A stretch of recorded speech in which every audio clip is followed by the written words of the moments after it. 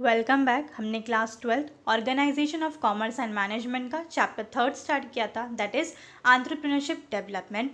पिछले वीडियो में हमने एंटरप्रेन्योरशिप डेवलपमेंट का पूरा टॉपिक कवर किया था, जिसमें हमने कैरेक्टरिस्टिक्स ऑफ एंटरप्रेन्योरशिप कवर किया था, then process of entrepreneurship development, जिसके अंदर training and entrepreneurship development programme ये भी इंक्लूडेड था, जिसके अंदर हमने ऑब्जेक्टिव्स देखे थे एंटरप्रेन्योरशिप डेवलपमेंट प्रोग्राम के। ऑलराइट, सो नेक्स्ट जो है आज जो हम टॉपिक कवर करने वाले हैं वो है recent initiatives in entrepreneurship development. So let us see what is recent initiatives in entrepreneurship development. मतलब बिजनेसमैन को अपना बिजनेस डेवलप करना है, बढ़ाना है, तो क्या क्या चीज़ें हैं, कौन से स्टेप्स हैं जो गवर्नमेंट ने इनिशिएट लिए हैं किसी भी बिजनेसमैन को डेवलप करने के लिए, उनको इंक्रीज़ करने के लिए, उनको ग्रो करने के लिए। तो गवर्नमेंट ने कुछ मदद करी है, कुछ आगे आके इनिशिएटिव्स लिए हैं बिजनेसमैन को अपने कंट्री में और इंक्रीज़ करने के लिए, कंपनीज़ जो हैं, फैक्ट्रीज़ जो हैं, और उसको इंक्रीज़ करने के लिए। Alright, so let us see what are initiatives in entrepreneurship development. So entrepreneurship is picking up in India. Following are few initiatives in entrepreneurship development. तो ये जो एंटरप्रेन्योरशिप है, मतलब आजकल जो बिज़नेस है वो काफ़ी ज़्यादा इंक्रीज़ हो रहा है इंडिया में, और काफ़ी सारी इनिशिएटिव्स हैं जो एंटरप्रेन्योरशिप डेवलपमेंट के लिए ली जा रही हैं, जिसमें फ़र्स्ट है स्टार्टअप इंडिया। मतलब स्टार्टअप मतलब कोई भी बिज़नेस को स्टार्ट करने के लिए जो भी हेल्प की ज़रूरत पड़ती है, या फिर कोई नया बिज़नेस जिसको स्टार्ट करने के लिए क्या क्या गवर्नमेंट हेल्प कर रही है, वो सारी चीज़ें हैं स्टार्टअप इंडिया में। Alright, so let us see. Meaning, a startup is defined as an entity having its headquarters in India which was opened less than 10 years ago and has an annual turnover of less than 100 crores. तो startup को क्या define किया है, कौन सी ऐसी business है, कौन सी ऐसी कंपनी है जिसको हम स्टार्टअप बोल सकते हैं, मतलब नया नया कौन सा बिजनेस है। तो क्या है, जिसका हेडक्वार्टर, ऐसी कोई भी कंपनी जिसका हेडक्वार्टर इंडिया में होना चाहिए, दैट इज़ उसका मेन ऑफिस इंडिया में होना चाहिए, और उसको ओपन किए हुए, उसको खुले हुए 10 साल से ज़्यादा नहीं होना चाहिए, और उसका जो एनुअल टर्नओवर है, मतलब एक साल का उसका जो सेल्स है वो 100 करोड़ से कम होना चाहिए। तो ऐसी कंपनी को हम स्टार्टअप कंपनी बोल सकते हैं। Under this initiative the government has already launch the iMate programme to help Indian entrepreneur to build 10 lakh mobile app startups. तो इस स्कीम के अंडर गवर्नमेंट ने ऑलरेडी एक प्रोग्राम बनाया है, iMate करके एक प्रोग्राम लॉन्च किया है, जिसमें उन्होंने इंडिया में जितने भी बिजनेसमैन हैं, जितने भी एंटरप्रेन्योर्स हैं, उनको हेल्प करी है 10 लाख मोबाइल ऐप स्टार्टअप करने के लिए। द मुद्रा बैंक स्कीम, दैट इज़ प्रधानमंत्री मुद्रा योजना, is an initiative by Indian government which aims to provide microfinance, low interest rate loans to entrepreneurs from low socio-economic backgrounds. तो ये जो है मुद्रा बैंक स्कीम, ये प्रधानमंत्री मुद्रा योजना के तहत एक स्कीम है, एक उनको इनिशिएटिव, एक हेल्प है, जिसके अंडर जो गवर्नमेंट क्या कर रही है, इंडियन गवर्नमेंट लोगों को लोन प्रोवाइड करती है, इंटरेस्ट रेट जिसका कम होता है ऐसी लोन्स प्रोवाइड करती है। माइक्रो फाइनेंस, जो छोटे छोटे फाइनेंस चाहिए होते हैं, लगते हैं बिजनेस के लिए, वैसा टाइप का फाइनेंस विद मतलब पैसों की ये जो नीड है, पैसे चाहिए होते हैं, वो पैसे उनको प्रोवाइड कर रही है, और लोन प्रोवाइड करती है जिसका इंटरेस्ट रेट भी काफ़ी कम होता है। और ये सारी चीज़ें किसके लिए, ऐसे एंटरप्रेन्योर्स के लिए, ऐसे बिजनेसमैन के लिए जो पिछड़े इलाकों के होते हैं, या फिर पिछड़े इलाकों से जो बिलोंग करते हैं, that is low socio economic background, that is पिछड़े इलाके के जो लोग हैं जिनको अपना बिजनेस स्टार्ट करना है, उनको गवर्नमेंट मोस्टली यहाँ पे फाइनेंस कर रही है with the help of capital, और लोन प्रोवाइड कर रही है लेस रेट ऑफ इंटरेस्ट पे। One of the objectives of Indian government is to make India a nation of job creator instead of job seeker. तो Indian government का सबसे main objective क्या है, मेन रीज़न क्या है स्टार्टअप इंडिया के तहत, कि जो इंडिया है, हमारी जो कंट्री है, जो नेशन है, वो एक जॉब क्रिएटर बननी चाहिए, मतलब लोगों को रोज़गार देने वाली कंट्री बननी चाहिए, ना ही कि रोज़गार लेने वाली। आज हमारा इंडिया जो कंट्री है, उसमें हम लोग क्या करते हैं, जॉब लेने के लिए काम करते हैं, मतलब काम कर रहे हैं, पढ़ाई कर रहे हैं, बट हम जॉब लेने का काम करते हैं। हम किसी और कंट्री में जाते हैं, कहीं और जाते हैं, तो हम जॉब लेते हैं, बट इंडियन गवर्नमेंट का अभी मेन फोकस क्या है कि हम जॉब लेने वाली कंट्री ना हो के जॉब देने वाली कंट्री हो, बाहर के लोग हमारे कंट्री में आए जॉब लेने के लिए। Alright, thus the government wants to encourage entrepreneurship and to promote innovation. It aims at creating such an ecosystem which will conduct for the growth of startups in India. इसीलिए government जो है वो entrepreneurship को encourage कर रही है। वो चाहती है गवर्नमेंट कि हमारे कंट्री में जो फैक्ट्रीज़ है, जो इंडस्ट्रीज़ है, कंपनीज़ है, वो और ज़्यादा इंक्रीज़ हो सके, क्योंकि अगर कंपनी बनेगी, फैक्ट्रीज़ बनेगी तो वो लोगों को एम्प्लॉयमेंट प्रोवाइड करेगी, रोज़गार प्रोवाइड करेगी, जिसकी वजह से ऑल ओवर जो हमारी कंट्री की ग्रोथ होगी। Startup India is an initiative of government of India. तो स्टार्टअप इंडिया क्या है, ये हमारे गवर्नमेंट जो इंडियन गवर्नमेंट है उसकी एक मुहिम है, एक इनिशिएटिव उन्होंने कदम रखा है पहला, सो दैट हमारा जो इंडिया है वो थोड़ा और अच्छी तरीके से डेवलप हो सके with respect of company, with respect of factories, businesses. It was launched in 2006। 2006 में स्टार्टअप इंडिया ये इनिशिएटिव लॉन्च हुआ था। It aims at building an ecosystem which will nurture startups in the country। तो इसका main objective क्या था, main focus किसके ऊपर था कि हमारे कंट्री जो है वो स्टार्टअप, मतलब उसमें जो बिजनेसेस हैं, जो नए नए लोग हैं जिनको अपना खुद का बिजनेस स्टार्ट करना है, उनको बढ़ावा मिल सके, so that sustainable economic growth and large scale employment opportunities can be generated. Thus, the government of India has announced Startup India action plans that focuses on the following areas। तो इससे क्या होगा, लोगों को रोज़गार मिलेगा, अगर नई नई कंपनी स्टार्ट होंगी, फैक्ट्रीज सेटअप होंगी, लोगों को अपॉर्चुनिटी मिलेगी, उनको ज़रिया मिलेगा, तो अब ऑब्वियसली क्या होगा, लोगों को रोज़गार मिलेगा, कंट्री का ग्रोथ होगा, और जो गवर्नमेंट है वो इसके लिए काफ़ी सारे एक्शन प्लान्स भी लेकर आ रही हैं। तो उसमें पहला है simplification and hand holding. Here compliance procedure for startups will be made easy. Similarly, if necessary, winding up also will be followed on fast track basis। तो यहाँ पे कंपनी अगर स्टार्ट करनी है, किसी भी इंडिविजुअल को, किसी भी पर्सन को अपना बिजनेस स्टार्टअप करना है, तो उसका जो प्रोसीजर है, उसका जो स्टेप्स है किसी भी बिजनेस को स्टार्ट करने का, वो प्रोसीजर और स्टेप्स काफ़ी ईजी बना दिया है। और अगर ज़रूरत पड़ रही है, कंपनी उनको बंद करनी पड़ रही है किसी भी वजह से, तो कंपनी बंद करने का जो स्टेप्स हैं वो भी इजी कर दिया है। ऑलराइट, वाइंडिंग अप मतलब कंपनी को बंद करना। तो कुछ कारण होते हैं, कुछ रीजंस होते हैं कि कंपनी हमें बंद करनी पड़ती है, तो कंपनी बंद करने का भी काफ़ी लॉन्ग प्रोसीजर होता है, तो वो प्रोसीजर को भी जल्दी जल्दी फास्ट ट्रैक बेसिस के ऊपर अब कर दिया है। Next is funding support and initiatives। Government will participate in funding process indirectly as well as tax exemptions will be allowed in capital gain, income tax etc। तो क्या है, गवर्नमेंट जो है वो फंडिंग सपोर्ट भी कर रही है, मतलब पैसे के रूप में भी सपोर्ट कर रही है। अगर किसी को पैसे चाहिए, उनके पास आइडियाज़ तो हैं लेकिन पैसे नहीं है बिज़नेस को स्टार्ट करने के लिए, तो गवर्नमेंट इनडायरेक्टली फंड्स मतलब पैसे के रूप में सपोर्ट करती है लोगों को। कैसे, किस रूप में, टैक्स एग्जम्पशन, मतलब इन जो टैक्स पे करना पड़ता है बिजनेसमैन को, उसमें वो कहीं ना कहीं छूट देती है। Alright, next is industry academia partnership and incubation। under this initiative government is proposing to introduce startup fest। तो इस तहत के इस इनिशिएटिव के अंदर क्या करती है गवर्नमेंट, एक नया स्टार्टअप फेस्ट जो है वो स्टार्ट करती है, मतलब जहाँ पे बहुत सारे ऐसे बिजनेसमैन, ऐसे लोग आते हैं जिनके पास आइडियाज़ होता है, वो सब आके डिस्कस करते हैं अपने आइडियाज़, अपने प्लान्स के बारे में। To provide pre incubation training, वहाँ पे लोगों को ट्रेनिंग प्रोवाइड की जाती है। To set up incubators with the help of private sectors.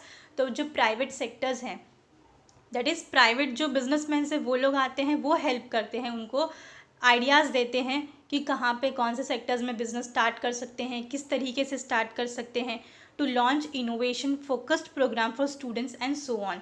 और जो स्टूडेंट्स होते हैं, जो पढ़ाई कर रहे हैं, उनके लिए भी काफ़ी सारे अलग अलग प्रोग्राम्स जो हैं वो स्टार्ट करती है इनोवेशन, क्योंकि आजकल जो स्टूडेंट्स हैं, जो पढ़ाई कर रहे हैं, यंग जनरेशन जो है, उनके पास काफ़ी सारी आइडियाज़ होती है बिज़नेस के लिए, बिज़नेस स्टार्ट करने के लिए, बट उनके पास आइडियाज़ तो है, बट उनके पास कैपिटल नहीं है, पैसे नहीं है।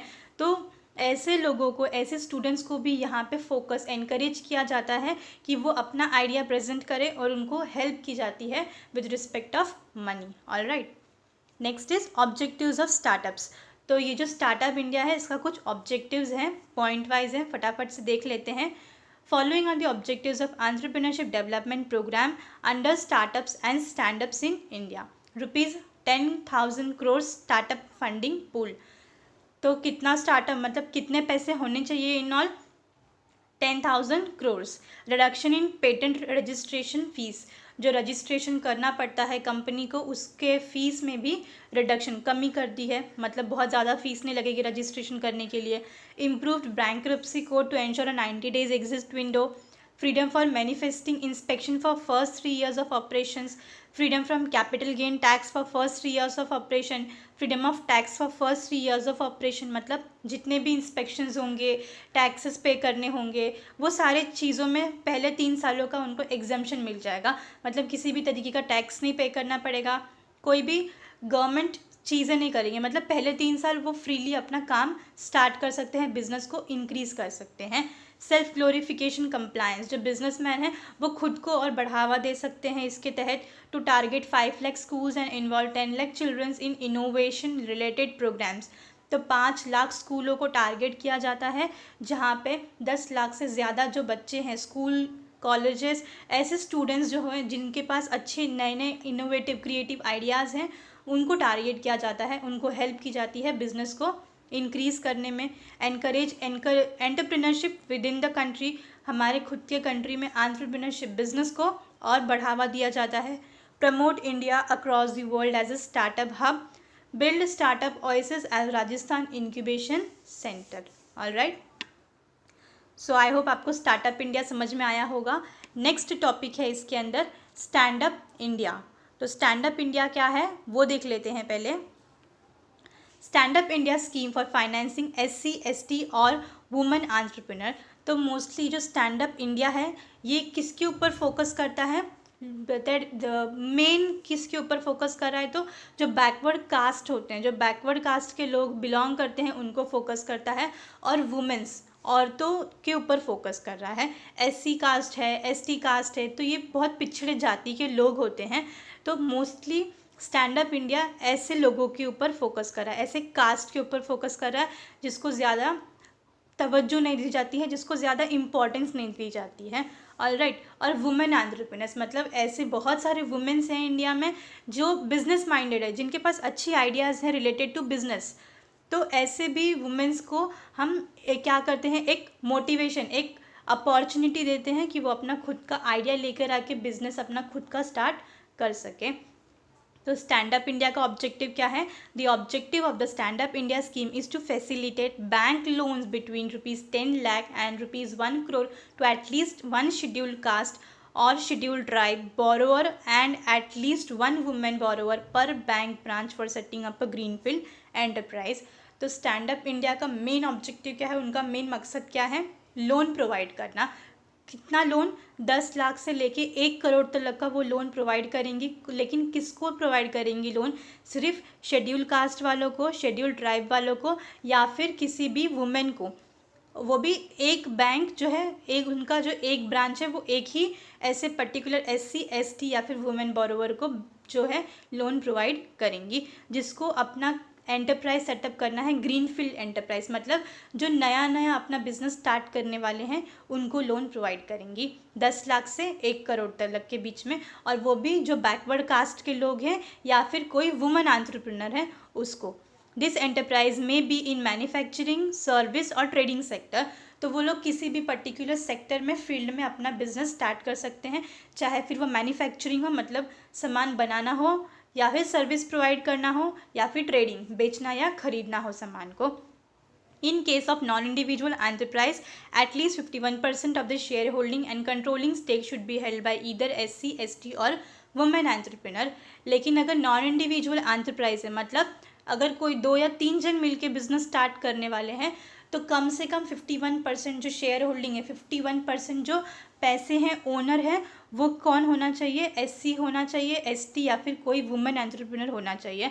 मतलब आधे से ज़्यादा 51% का ओनर अगर SC ST और वुमेन एंटरप्रेन्योर होगा तो ही उनको ये जो पर्टिकुलर स्कीम है उसके रिलेटेड लोन मिल सकता है। ऑलराइट, तो एलिजिबिलिटी देख लेते हैं, मतलब कौन स्टैंड अप इंडिया के स्कीम के अंडर आता है। तो फर्स्ट इज SC ST और women entrepreneur about 18 years of age. तो जो SC कास्ट का है, ST कास्ट का है, या फिर कोई भी वुमेन एंटरप्रेन्योर बट जिसकी एज 18 ईयर्स के ऊपर है, वो ये स्कीम का एडवांटेज ले सकता है। Loan under the scheme are available only greenfield project. तो ये जो लोन है वो खाली ग्रीनफील्ड प्रोजेक्ट वालों को ही मिलेगा। Greenfield signifies the first time venture for the beneficiary in the manufacturing और सर्विस और ट्रेडिंग सेक्टर।